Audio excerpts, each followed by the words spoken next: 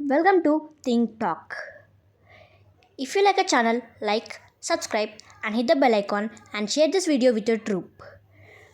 భారత జాతీయ జెండా చరిత్ర 1857 తిరుగుబాటు తర్వాత భారత స్వాతంత్ర్య ఉద్యమ కాలంలో వివిధ రకాల జెండాలు ఉపయోగించబడ్డాయి.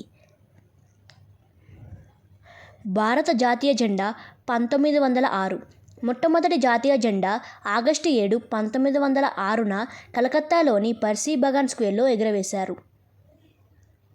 రెండవ జెండా 1907. రెండవ జెండా 1907లో మేడం భికాజీ కామా ప్యారిస్లో ఎగురవేశారు.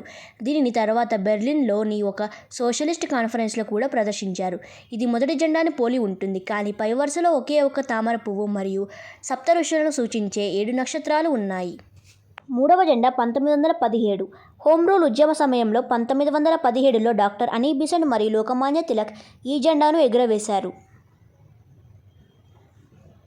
నాలుగవ జెండా 1921. 1921లో బెజవాడలో జరిగిన ఆల్ ఇండియా కాంగ్రెస్ కమిటీ సమావేశంలో ఆంధ్రప్రదేశ్కు చెందిన ఒక యువకుడు దీనిని గాంధీజీకి సమర్పించారు. గాంధీజీ సూచన మేరకు ఇందులో తెలుపు రంగు పట్టీ మరియు చెరకాను చేర్చారు.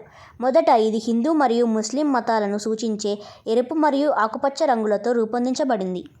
ఐదవ జెండా 1931. 1931లో త్రివర్ణ పతాకాన్ని మన జాతీయ జెండాగా ఆమోదిస్తూ ఒక తీర్మానం పాస్ అయింది. ఇది భారత చరిత్రలో ఒక మైలురాయిగా నిలిచింది.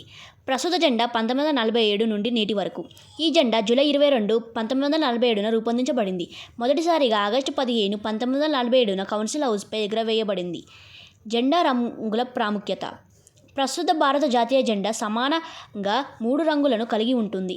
కాషాయం పైన ఉంటుంది, తెలుపు మధ్యలో ఉంటుంది, ముదురు ఆకుపచ్చ కింద ఉంటుంది. మధ్యలో ఉండే తెల్లని పట్టిపై మనకు తెలిసినట్లుగా ధర్మచక్రం ఉంటుంది.